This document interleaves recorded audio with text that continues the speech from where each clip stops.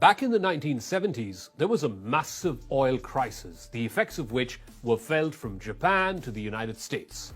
US consumers were having to pay up to $4 a gallon, which at that point of time was unheard of. So the United States got into an agreement with Saudi Arabia, which is the world's largest producer of oil, that any sale of oil will be settled in dollars. No matter which country bought oil, whether it was America or China or India or Japan, they would all pay in dollars. This arrangement came to be called the petrodollars. Put simply, the petrodollar system is an exchange of oil for US dollars between countries that buy oil and those who produce it. For the last 50 years, this petrodollar system has been unchallenged. Until now, when Vladimir Putin decided to teach Ukraine a lesson. Putin knew that the invasion of Ukraine would be inevitably met with US and other Western countries throwing it out of the international banking system. That Russia and Russian companies will not be able to use the SWIFT mode of banking transactions. So most Russian companies and the Russian economy as a consequence suffer because of it. But how does Russia respond to this? By shutting off oil and gas to Europe, and remember Europe needs 40% of its oil and gas from Russia, Russia also asks for transactions to be settled either in ruble or gold or any non-dollar asset. Now this, as expected, has caused massive price as well as supply disruptions to the Western markets. It is also a threat to the monetary system that's been in place for the last 50 plus years. On Crux Decode this week, how Vladimir Putin's mission in Ukraine puts an end to the petrodollar.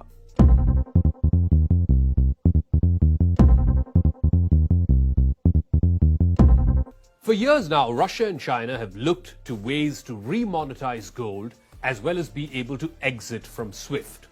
They feel this just simply enables the dollar and in turn America, which is the producer of the dollar, to get more and more stronger. But here's the challenge for Russia. How do you exit from the system of petrodollars without the West calling it an act of war? Now this invasion in Ukraine has just accomplished that, and the West gave it to Putin on a platter. Now that Russia is mostly out of the SWIFT system, it is free to trade its oil with whoever is the highest bidder, and that too in a currency of its choosing. Russia can now say, well, we're going to turn our oil pipelines back on, but not for dollars, instead for rubles. Russia then declares that Europe or anybody who wants Russian oil, and remember, Russia is the third largest producer of oil and gas in the world, they must pay in ruble or any ruble-backed payment system. Similarly, it allows Russia to have ruble and yuan or ruble and rupee agreements without having to convert to dollars. Now, this leverage as the third biggest oil producer has caused immediate price shocks to the Western world. At the beginning of this year, oil was trading at just $75 a barrel. Today, it's gone up to $140 a barrel, doubling within just 3 months. But it's not just Russia or China. Today, even Saudi Arabia and the UAE are openly talking about selling their oil and settling in local currencies. Both Russia and Iran, for example, are offering countries like India and China oil at hugely discounted prices. And guess what? These countries are lapping it up. As the second and third biggest consumers of oil, China and India are licking their fingers at the prospect of buying oil at 25 to 30% discounts. And geopolitics is also keeping pace. This past week, Syrian President Bashar al-Assad visited the UAE and met with Crown Prince Mohammed bin Zayed. This was the first visit by Assad to an Arab country since the civil war in his country began more than 10 years ago. One of Assad's biggest backers has been Vladimir Putin. Russia has been helping Assad's regime with airstrikes which are critical in fighting the rebels in Syria.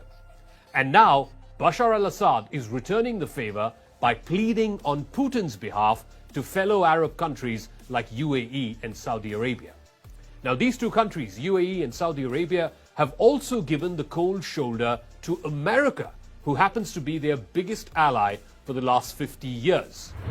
Both UAE and Saudi Arabia have refused to raise oil output, and it was not lost on Washington that both the leaders of Saudi Arabia and UAE avoided taking phone calls from US President Joe Biden. The UAE even abstained in the United Nations vote on Ukraine. Now, this threat to the petrodollar is no different from the time of Charles de Gaulle or Muammar Gaddafi or even Saddam Hussein, but on a much larger scale. America cannot hope to remove Vladimir Putin as easily as they did with these previous leaders who challenged the petrodollar system. Now, what are the consequences of the United States and the European Union kicking Russia off the SWIFT banking transaction system? Will it hurt the Russian economy? Well, certainly in the immediate term it will. But removing Russia from SWIFT could be exactly what Russia and China desire. And here's why. The SPFS, or the System for Transfer of Financial Messages, is a Russian equivalent of SWIFT. It was been developed by the Central Bank of Russia. The system has been in development since 2014 after the US government threatened to disconnect Russia from SWIFT.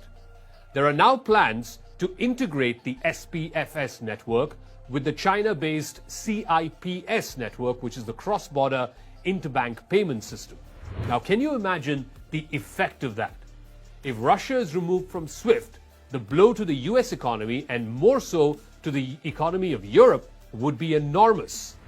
The vast majority of SWIFT transactions are settled in US dollars, and that simply helps solidify the dollar as the global reserve currency.